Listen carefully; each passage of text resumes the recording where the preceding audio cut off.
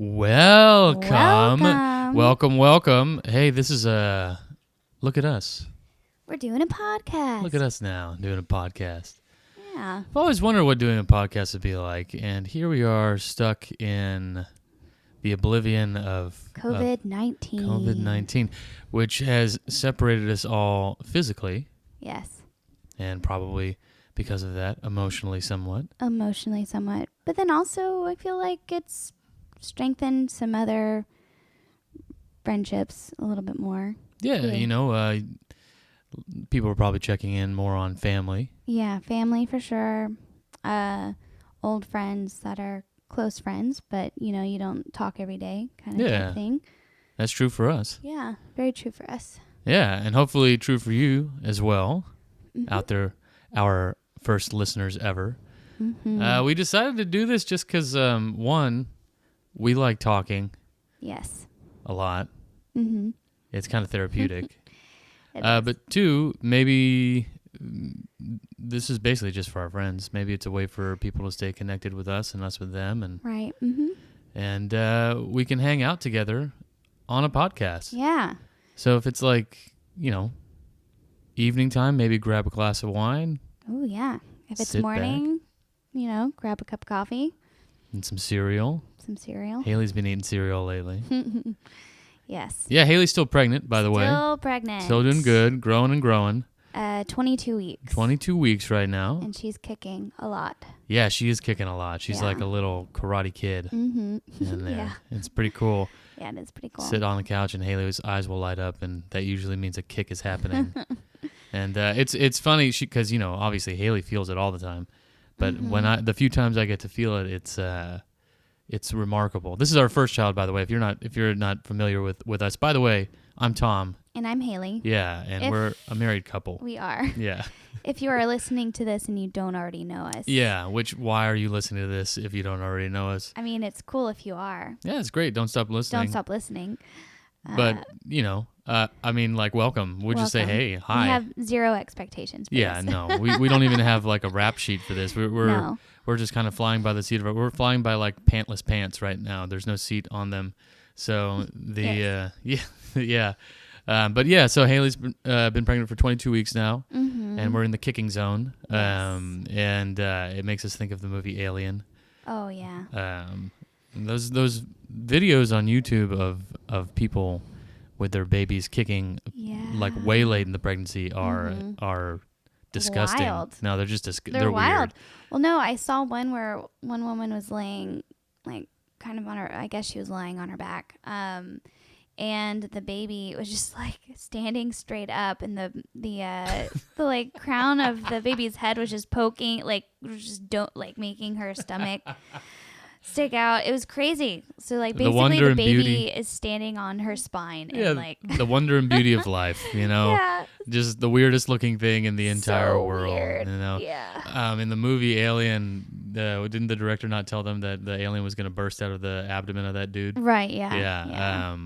We have some avid movie watcher friends, and I think Serge and Linz are the ones who told us about that. I think so too, yeah. Yeah, so you just had them all come in. And they knew the scene was happening, right? But they didn't know what the scene was specifically going to be like. Right, yeah, they knew there was something that was going to happen. Yeah. And then, of course, when the alien bursts out of the abdomen... That's all their real reactions. Yeah, and there's blood flying everywhere. Terrified. Yeah, so their faces were every father's face for the first birth they experience, apparently. Yeah.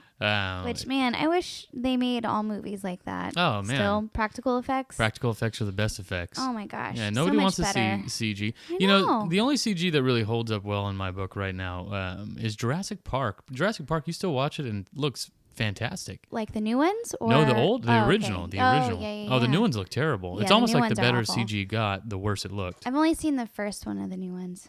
The first one of the new ones? Yeah. I'm just going to say that they should have just... Yeah, I mean, CGI, I want to see something real on the screen. Give me something real. Yeah, I'd rather have like a fake face melting really well than a CG face melting. That's way more impressive to me. Yeah. Of all the work. I mean, there's a lot of work that goes into CGI, but I feel like with practical effects, it's like they're physically making it, Yeah, what if they have to, how many times do you have to do that to get it right? I know, right? Like how many takes do you have to do? Yeah. Like the scene in Indiana Jones, Mm-hmm. where they melt the wax figure face. Oh yeah. When they're tied to the post and they close their eyes, Mm-hmm. and they open the Ark of the Covenant and all those people kind of melt. Yeah. Like how many times did they have to get that guy with the glasses and the hat? How many times did they have to melt a Nazi? Oh my gosh. I mean, no. to get the right take. To get the right one. Yeah.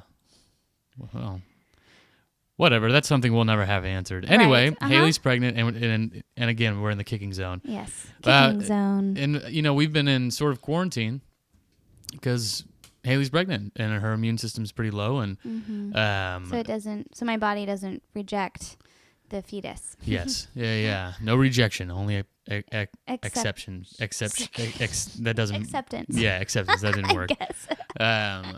But so we've been sitting at home doing a bunch of the things that you do, starting podcasts apparently. Right. Mm-hmm. And watching Broadchurch for the first time.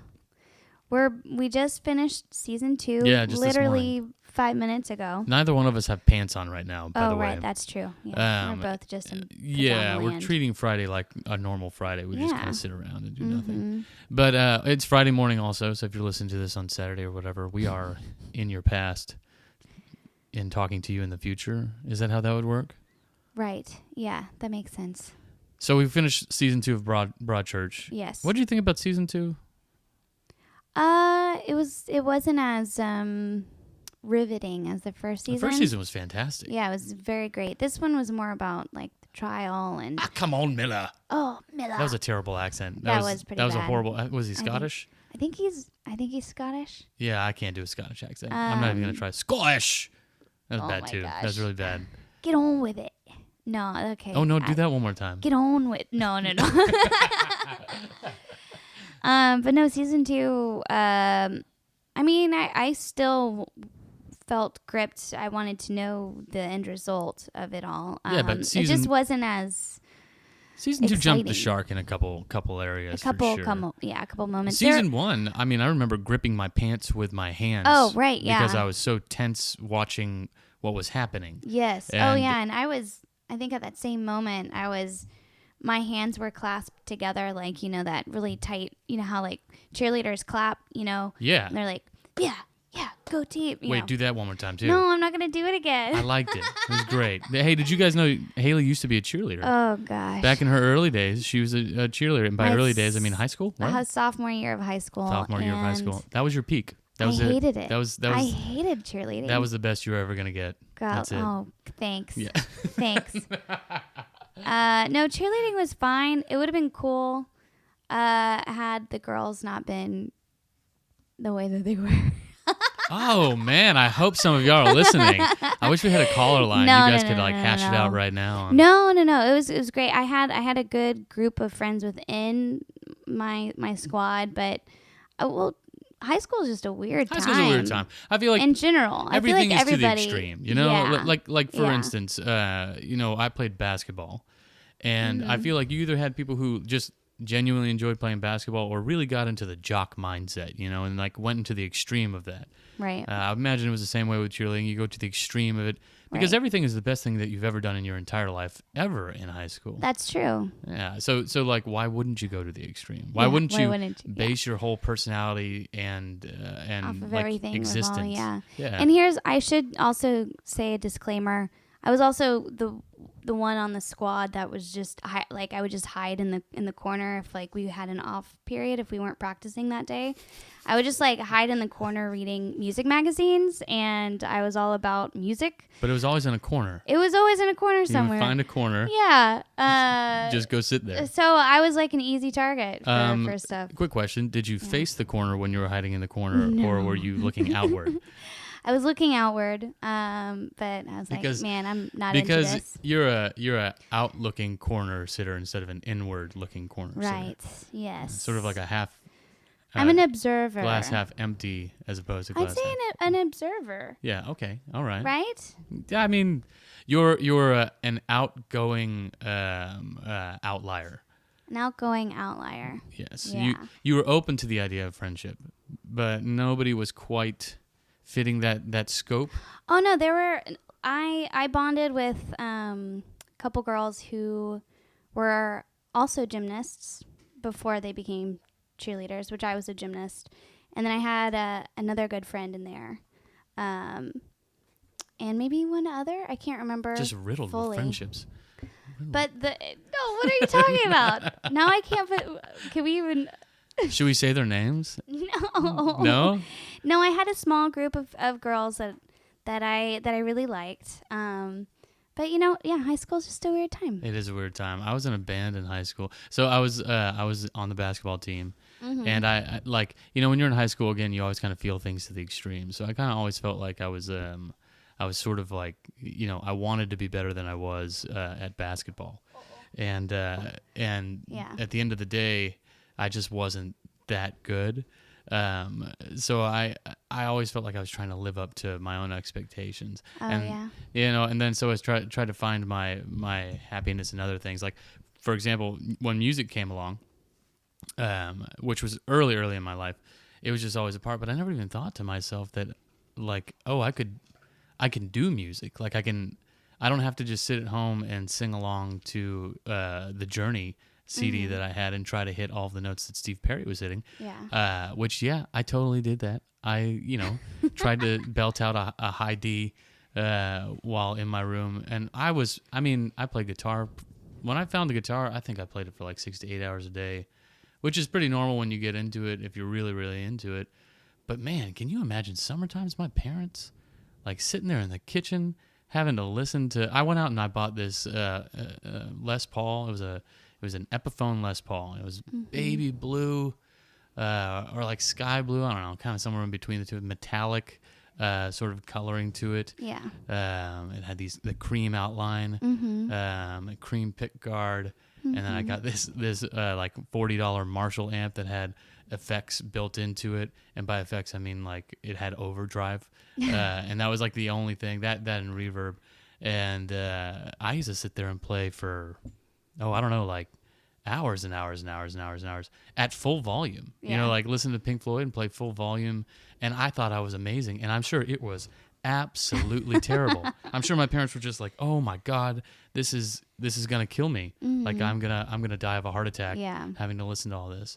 And they just let me do it. There's a piano downstairs, also a real piano, and I'd go down and bang on the piano for hours and hours, and they'd sit upstairs and I guess try not to go insane. I don't know what they were doing. My parents lucked out. I was just playing the acoustic guitar and singing quietly in my bedroom. In the corner. In the corner. Yeah, in the corner Facing of the bedroom. out. Facing out.